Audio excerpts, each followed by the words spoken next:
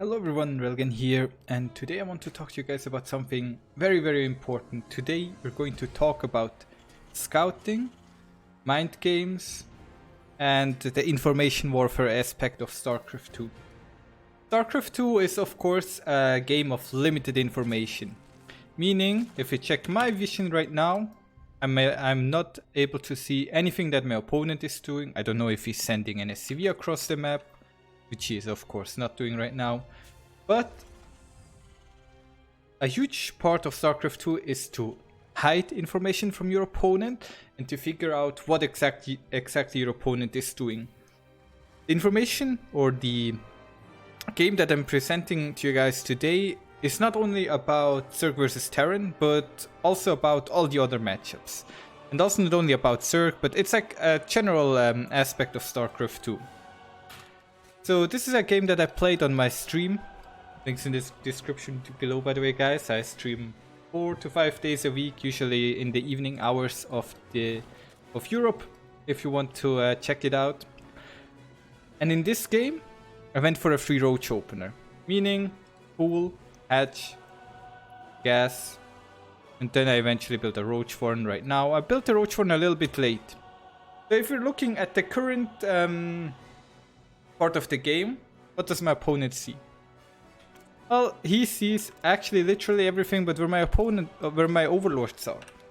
So based on the information that he has, he knows if he keeps the Reaper at home, well, maybe my opponent sent 2 links across the map, and so he keeps the Reaper at home to be safe from the links. Then he builds a bunker to be safe against the roaches. Now the problem is, I didn't actually build any links, nor did I build, nor am I going to build roaches.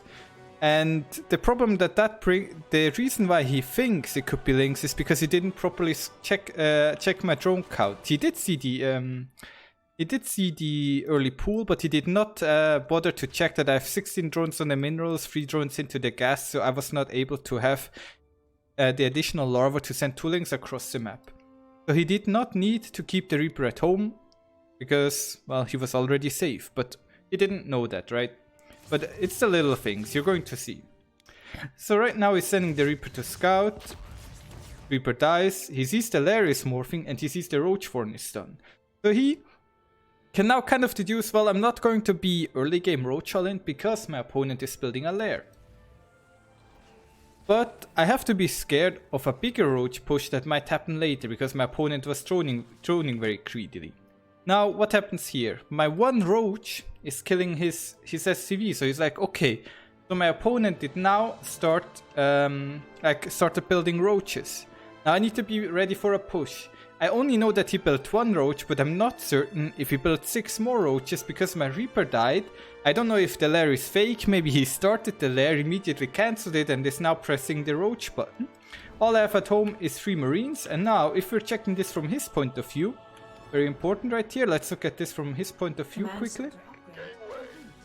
Roach comes, kills. Now watch what I'm doing with the roach. The roach, and he's looking at this. Let's go back a little bit. Let's check it out one more time. Watch his camera. He sees the roach is moving towards him. What does that tell him? That tells him, well, maybe he only showed 1 roach, but he's sending more roaches across the map. So now my opponent is scared that he might die. And he's starting to build a tank right now, and he's going to start an additional bunker. Because he's like, well, if he's roach all-inning me, I might die. But I'm not roach all-inning him. Now, so far, he scouted every tech building that I made. He scouted the roach farm, the lair, he scouted my drone count all the time. So he is getting all the information there is, but he is interpreting it completely wrong. There's a big misinterpretation happening. And watch what's going to happen next. So I send in an overseer right now, and I scout. So I see barracks, factory, third command center, and what's most important is I see that he made 1 Viking and he made a reactor. Now here is how here's the difference between seeing something and making an assumption and seeing something and being able to decide what is not happening. When I see this, I know I'm not being attacked by Cloak Banshee. because there is a chance of pretty much 0% that he is building a Viking into reactor starport into Banshee. And even if he were to do that, by the time a Banshee would be across the map, I already have my Mutalisks out, so I'm not afraid, right? Because he would have to lift the starport, switch it with the factory, and then what does the factory do with the reactor? Build Widow Mines? I don't know, maybe, right?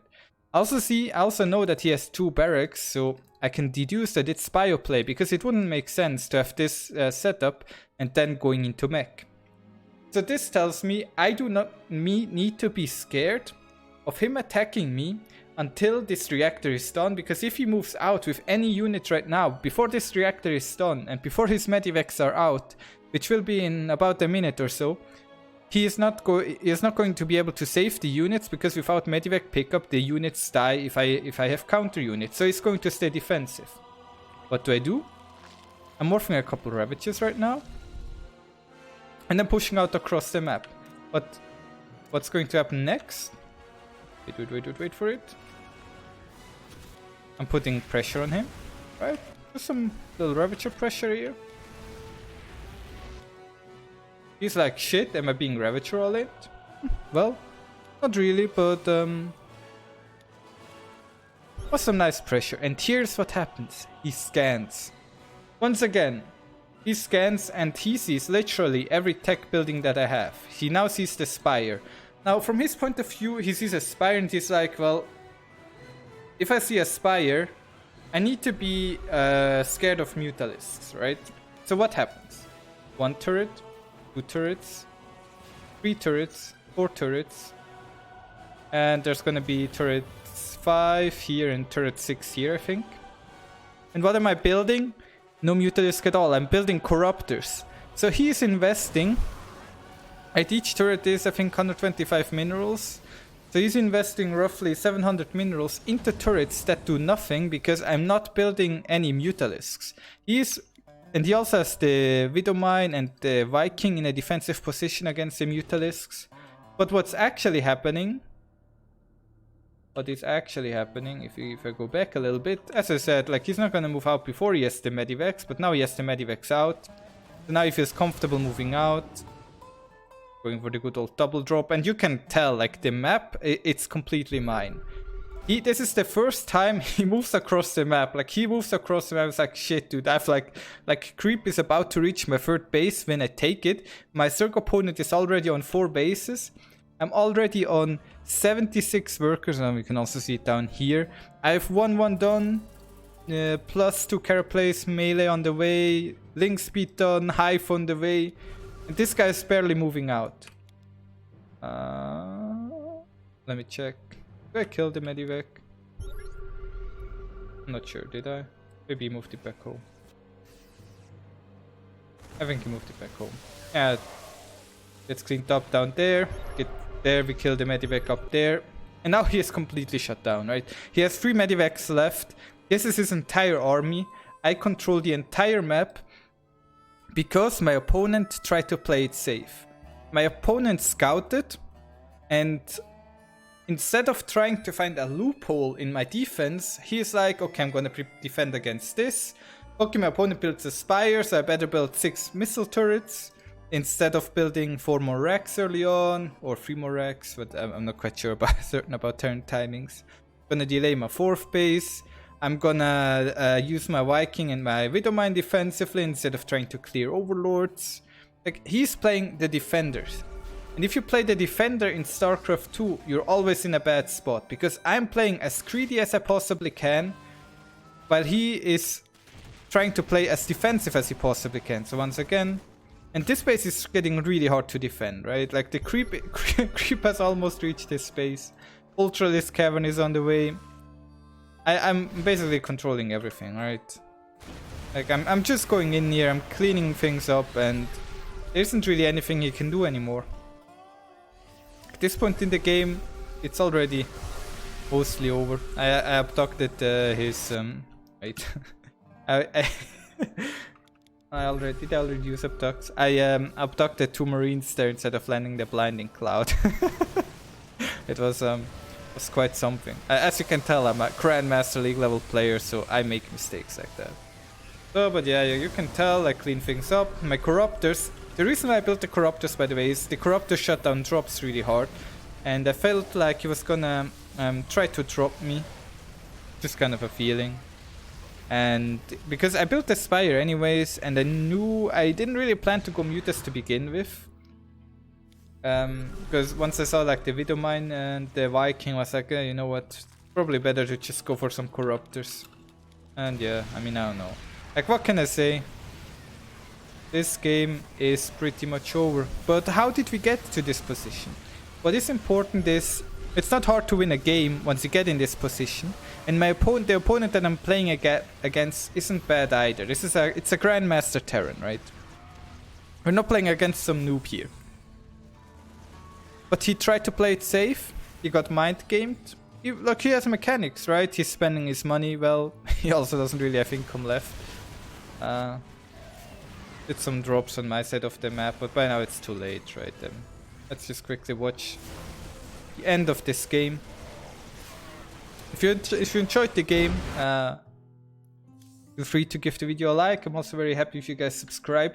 But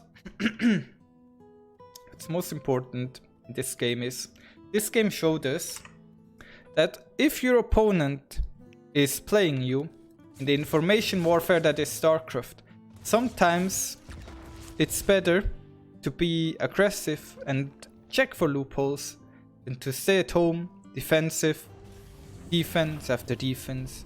Losing the Reaper, right? He's no longer able to check my drone count. He doesn't know if I'm moving across out on the map. He doesn't have Hellions to check for any kind of aggression. He has nothing. And without any intel, he has to either take risks himself or play blind. I have an Overlord here. I see the double bunker. I see the tank. I know I'm safe. Right, what is he gonna do? Like, if he has this much defense at home, there's literally no way that he can also play aggressive against me. So I'm just droning. Like, I'm already up 10 workers.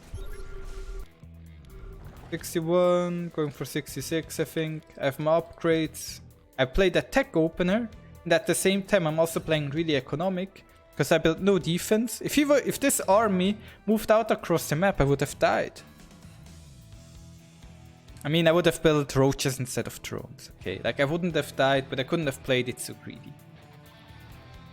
But he got played by me, invested too much into defense. Instead of trying to get an economic edge, instead of trying to get some early medivacs out for a drop, instead of looking for some damage with a Cyclone, instead of looking for some damage with a Liberator, he decided to stay at home, let me drone up, and then eventually creep the entire map. By the way, all these creep tumors, I have 4 queens, so one single queen, like all this creep spread that you're seeing here, was done by a single queen. All this. This is the only queen that I have that ever put down a tumor in this game. And she put down quite a few. Yeah, I don't know. Just a beautiful game. Hope you enjoyed it, my friends. I'll try to be back again very soon with another video. I don't really want to talk too much more about CVP. I feel like we talked a lot about that subject. It's time to talk a little bit more about the other matchups, but I might have something more planned for CVP. I'm kind of working on a way to incorporate the Infestor into my CVP play at the moment, so I hope you guys are going to enjoy that. And with that being said, let's watch the Abducts. The Mir Marines abducted. Beautiful. Final engagement one more time as he gets absolutely rolled over here. Boom, boom, check out the boom, boom, boom, boom, boom, boom. He got mind gamed. Always, if you think your opponent has an opening, try to abuse it. It's better, because if you don't, then this happens. If you don't abuse your opponent's openings, maybe he will just build tech. Maybe your opponent will play like Railgan and just throw down tech buildings that you need to react to, because you want to play safe while you're getting rolled. Night everyone, or good morning. I don't even know when you guys watch this video. For me it's 11 PM right now. See ya.